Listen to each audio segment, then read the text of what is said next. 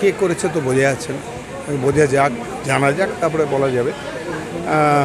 তবে যারা নিয়ে গেছিলো তাদের প্রোটেকশন দেওয়া উচিত ছিল প্রথম। নিশ্চয়ই তাদের বিজেপি নিয়ে গেছিলো, বিজেপি যেভাবে ঘিরেছিল সে ঘেরাটা প্রপার হয়নি, বুঝতে পারছি আমি।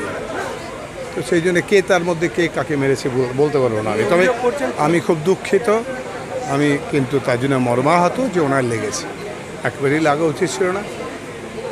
আরেকটা কথা এমনি জেনারেল আমার দিক থেকে আমি বলতে পারি, সেটা হচ্ছে এর কিন্তু সমাধান হতেই হবে, এটুকু বলতে পারি। আপনার কি মনে হয় এখনো পুরোদোষীরা ধরা পায়নি? না, মনে হয় না তো, আমারও মনে হয় না, সবারই মনে হয় না। আর সিবিআই চোখ বন্ধ করে আছে, কেন চোখ বন্ধ করে আছে বুঝি না, ওদের হাতে দিয়ে দেওয়া হয়েছে।